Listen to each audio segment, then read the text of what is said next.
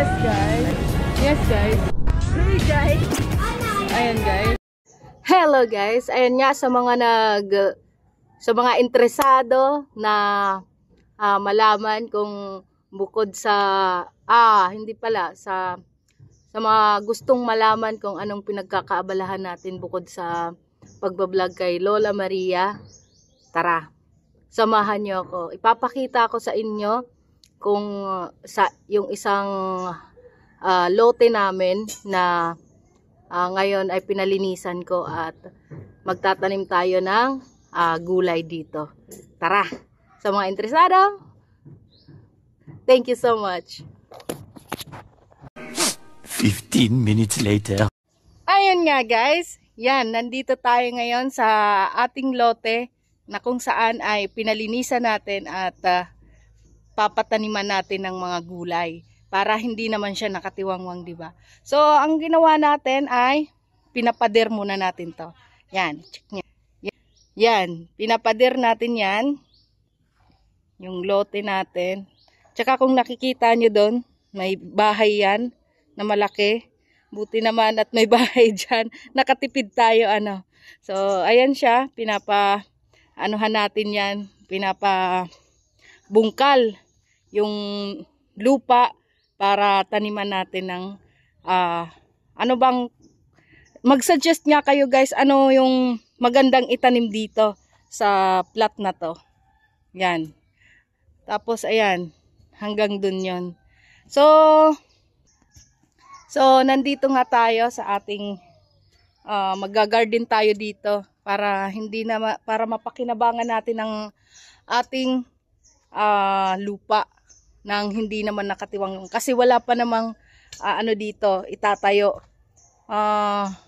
May balak ako kung ano ba yung pwede nating itayo. Ang in demand kasi dito sa atin ay boarding house. So subaybayan nyo kung makakapagtayo tayo ng boarding house dito sa ating lupa. Yan. At saka may papakita ko sa inyo, may mga tumutubo. Yan guys, oh. Tumubong hindi siya itinanim dito pero tumubo lang siya na talbos ng kamote. Ayan, tapos may papakita pa ako sa inyo guys. May tumubo din. Parang gusto ko ito yung itanim natin sa plot. May tumubo din na. Ayun, mapapakinabangan natin to. Yan ay kangkong. So, ayan. Mag-suggest nga kayo guys kung ano yung magandang itanim dito sa plot na to na ginagawa niya.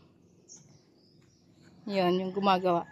Suggest nyo kung ano yung magandang. Hindi ko rin alam yung may mabibili yatang fertilizer dun sa palengke. Yun ang itatanong natin para magkaroon dito ng buhay sa ating garden.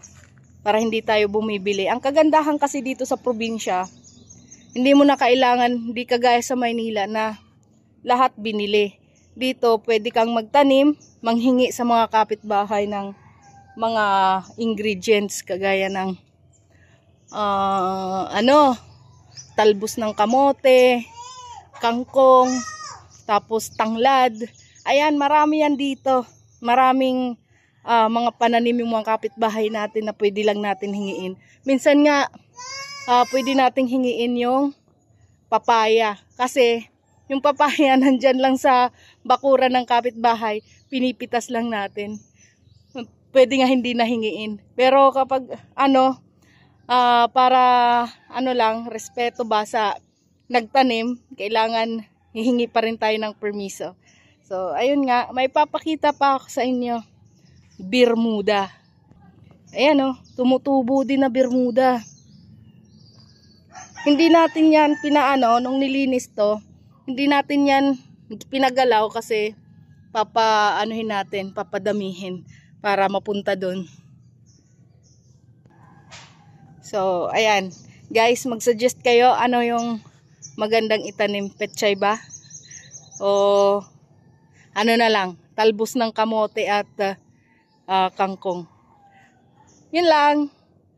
Yun sa mga sa mga interesado sa buhay probinsya natin at saka sa personal na buhay natin. Ayan, panoorin nyo. Yun yung natin, naggagawa ng plat. Pero mamaya, tutulungan natin yan, syempre.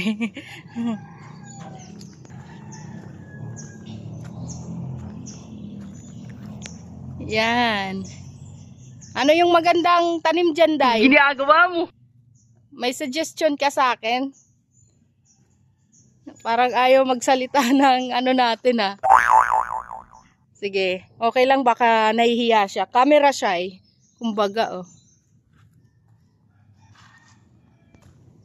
So, yun lang guys. Thank you for watching.